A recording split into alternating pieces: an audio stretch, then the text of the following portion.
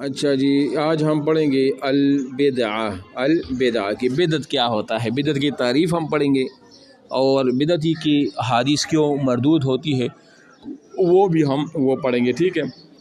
تو بدعت تو یہ نئی چیز کو کہا جاتا ہے، کوئی بھی چیز جب نئی ہو تو اس کو وہ بدعت کہا جاتا ہے، ٹھیک ہے۔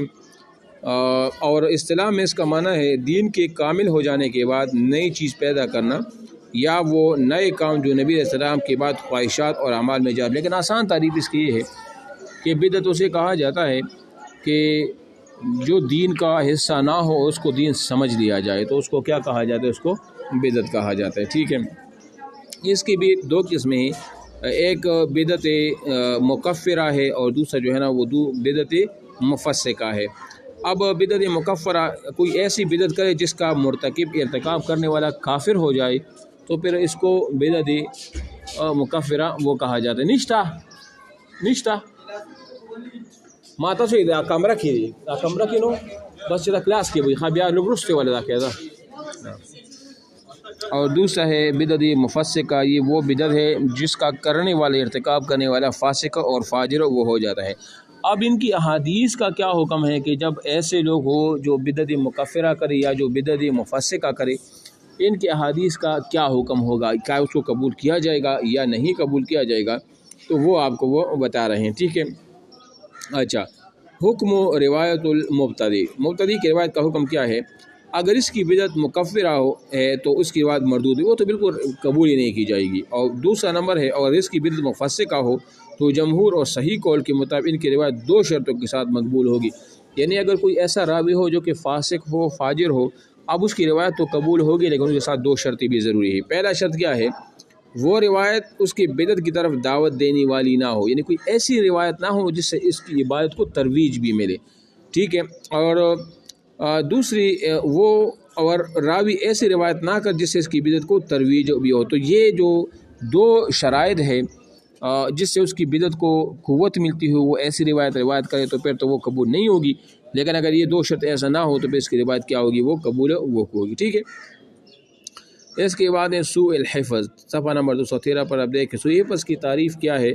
اور وہ راوی جس کی جانب اصابت جانب خطا پر راجح وہ نہ ہو، یعنی مطلب یہ ہے کہ جس کی خطا اس کی اصابت اس کی درستگی پر راجح ہو تو اس کو سوء حفظ وہ کہا جاتا ہے۔ اور اس کو عام الفاظ ہم یوں بھی کہتے ہیں کہ سوء حفظ کا مطلب یہ ہے کہ جس راوی کا حافظہ وہ کیا ہو، وہ کمزور ہو، یعنی اس کی یادداشت کمزور ہو، حدیث اس کو یاد نہ آتا ہو۔ اب یہ دو طرح کی ہوتی ہیں، یا تو ان کا حافظہ کمزور ہو، مطلب اس کے دماغ میں احادیث اس کے ذہن میں نہ ہو، یا دوسری بات یہ ہے کہ اس نے کتابوں میں احادیث کو محفوظ نہ کیا ہو تو اس کو سوء حفظ وہ کہا جاتا ہے۔ اب یہاں پر اگر ہم دیکھیں کہ سوء حفظ جو ایسا ہوتا ہے، کبھی کبھی ایک انسان کا حافظہ ابتدا سے کیا ہوتا ہے، وہ خراب ہوتا ہے، یعنی شروع سے اس کو کچھ بھی یاد نہ آتا ہو۔ اور کچھ لوگ ایسے ہوتے ہیں جس کو ابتدا میں سے تو بہت سی احادیث ان کو یاد تھی، چیزیں یاد تھی ان کو، لیکن بعد میں کیا ہوا، بڑھاپے کی وجہ سے یا ان کی کتابیں ضائع ہونے کی وجہ سے وہ جو ذخیرہ حدیث تھا وہ ضائع ہو گیا۔ اب ان دونوں کی روایت کا حکم کیا ہوگا کہ جس بندے کا شروع سے حافظہ وہ کمزور تھا تو اس کی روایت کو ہم کیا کہیں گے، اگر وہ کوئی حدیث روایت کرے تو وہ شاذ ہوگا اور اس پر تو عمل ہوگا ہی نہیں، وہ قابل قبول نہیں ہوگا۔ اور جس کا شروع سے حافظہ ٹھیک تھا لیکن بعد میں بڑھاپے کی وجہ سے یا اس طرح مثال کے طور پر کتابیں ضائع ہونے کی وجہ سے کتابیں جل جائے یا اس طرح کچھ اور واقعہ ہو جائے، تو ان کی روایت کا حکم یہ ہے کہ جس وقت ان کا حافظہ مضبوط تھا، مطلب جوانی کے وقت احادیث وہ تو قابل قبول ہوگی، لیکن بڑھاپے کے بعد اور اس طرح کتابیں ضائع ہونے کے بعد جو ان کی روایات ہوگی ان کو قبول وہ نہیں کیا جائے گا، ٹھیک ہے۔ تو یہ ان کے وہ دو صورت وہ ہوگے جو میں نے آپ کو وہ بتا دیا، ٹھیک ہے۔ کل سے انشاءاللہ صفحہ 266 پر آپ دیکھیں خبر الاحاد المشترک بین المقبول والمردود، یہاں سے انشاءاللہ ہم پھر وہ کل وہ پڑھیں گے۔ اس میں حدیث قدسی ہے، حدیث مرفوع ہے، موقوف ہے، مقطوع ہے، یہ انشاءاللہ کل ہم تفصیل کے ساتھ ڈسکس کریں گے۔ ابھی ہم پڑھ لیتے ہیں وہ علمی میراث کو۔